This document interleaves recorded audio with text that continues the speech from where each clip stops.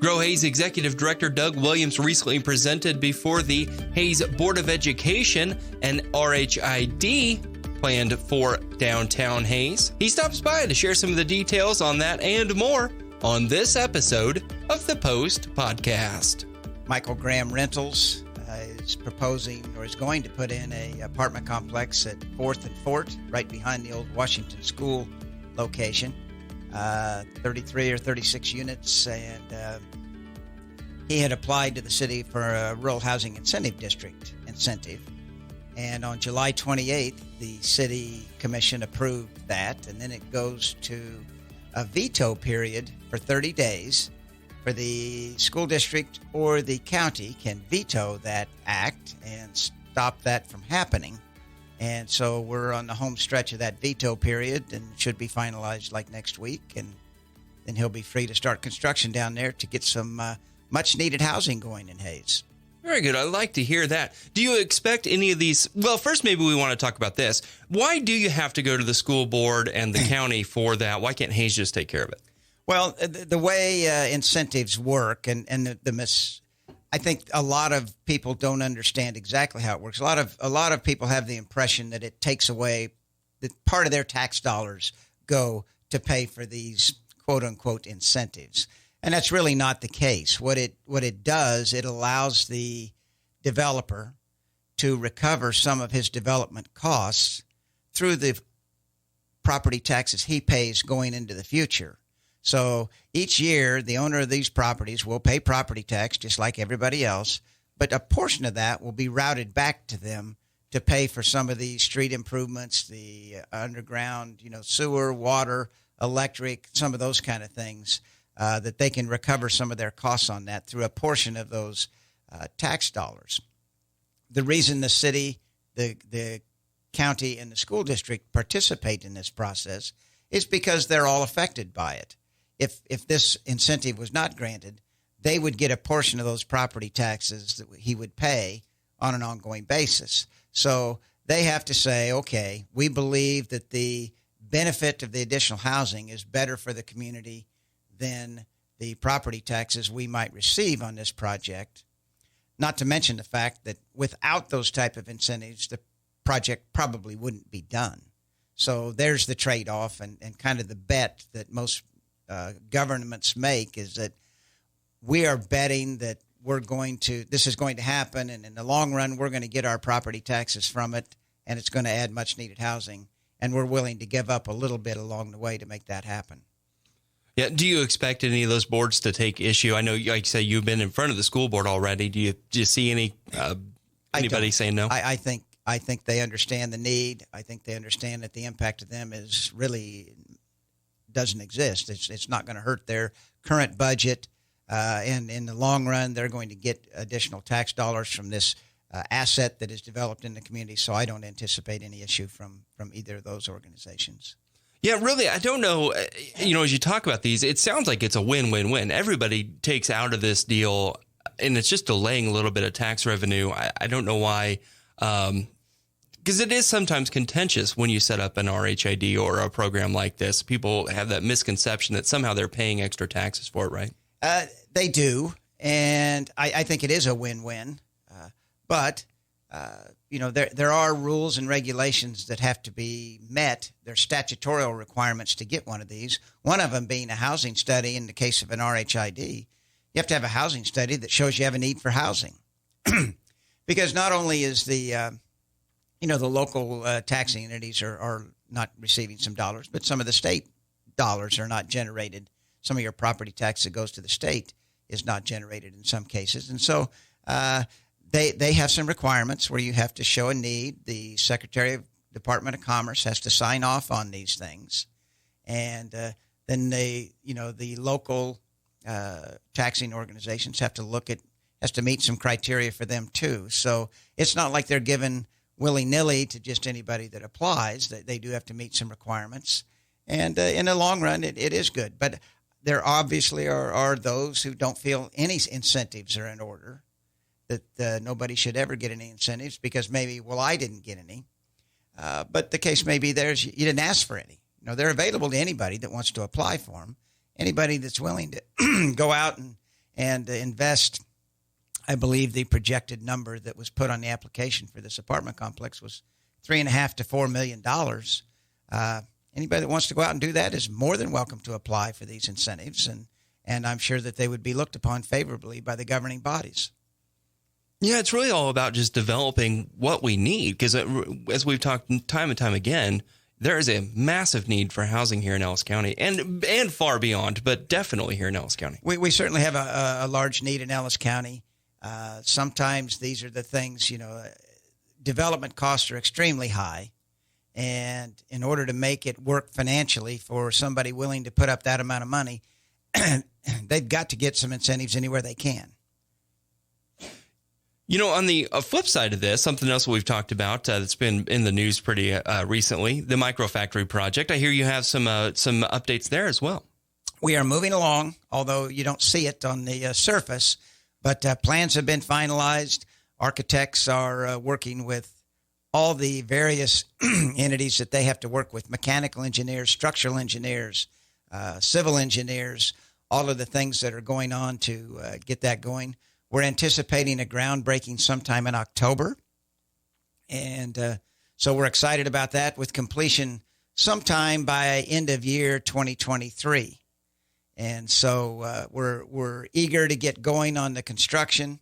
We're talking with, we've talked to half a dozen potential tenants in the building that may have an interest, and that's great, because we definitely want to use it as the incubator it's supposed to be for manufacturers.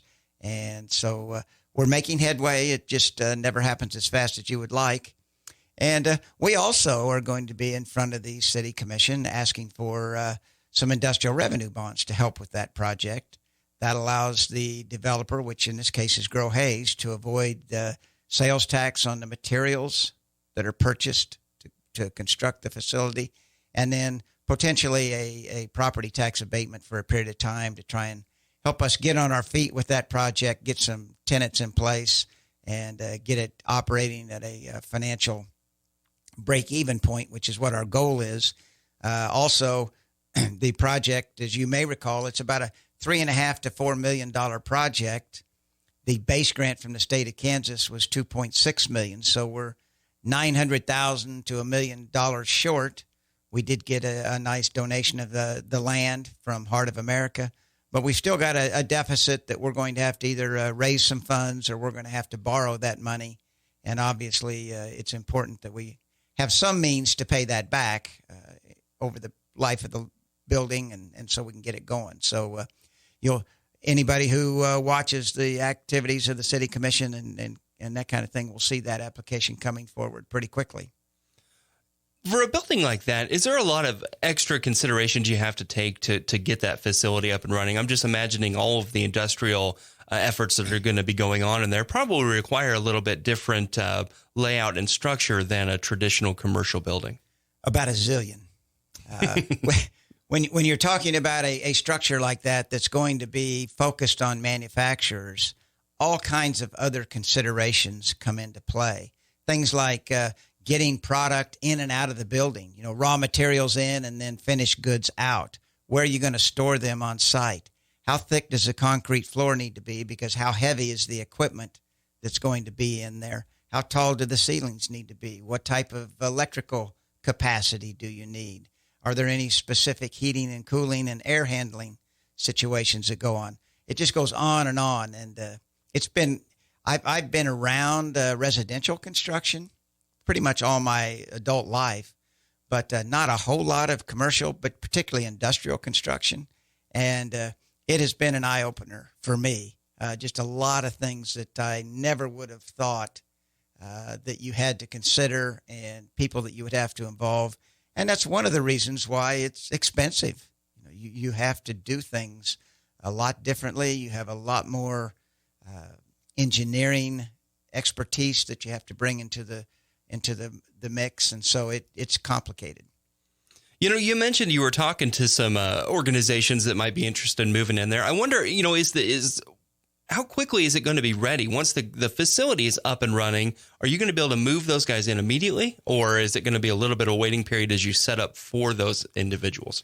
Not really sure, but our goal is to have these people pounding on the door wanting to get in and operating by the time it's finished. That's one of the luxuries we have. We've got basically a year to year and a half here to find tenants, find tenants that have similar type operations. One of the ongoing challenges will be one manufacturer is a kind of a dirty process, generates a lot of hazardous smoke or whatever in their process. Next door to, and I'll use an extreme example here, I don't anticipate this, but somebody who's doing microchips.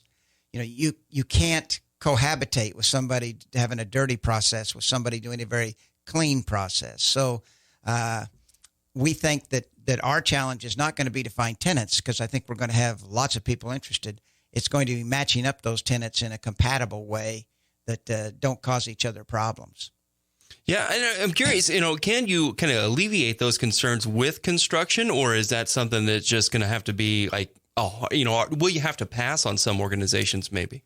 Depending on the organization and the kind of the opportunity that they pose, we may be able to deal with some of it through construction, separation walls or something like that. I think you and I have talked before. My original thought was there would be these individual spaces with walls all the way, and this would be your space and this would be your space. But in talking with the experts in manufacturing, there are no walls planned to be inside that building. It will be open. You will have your space. You will do your thing here. But the guy next to you, I don't know if it's a WKRP in Cincinnati piece of yellow tape on the floor that you don't cross this space. But there will be designated space for each operation, and they will operate that space. And so things like air handling and the type of processes they're going through become critical to make sure those are compatible. Okay. We've got just a couple minutes left. You've got some events coming up at Grow Hayes I think we want to talk about, right? We do. We have our Think Like an Entrepreneur class, which starts on September 14th. That's an 8-week course that'll be taught by Chris Munch, and always a good course, always a lot of fun, and always very worthwhile to anybody. You've been a past participant, and anybody who has an interest in owning and operate their own business, I would highly recommend it. I think we've got an early bird special for $100 prior to September 1st to sign up, and after that it's like $150. We feed you 8 meals. We feed you every time. So for the price of entry is just really cheaper than what you could eat for that. And all the content is basically free if you look at it that way. And it's really good. And then we have our quarterly luncheon coming up on September 7th at Bree Space, where we're going to be Colin Belzer, the assistant city manager, and myself are going to be talking about the housing study that was conducted by the city of Hayes and came out in June. So a couple things going on in the near future. Very cool. Very exciting stuff. And if you want to find out more about those events or get signed up for that class, that information available on your website?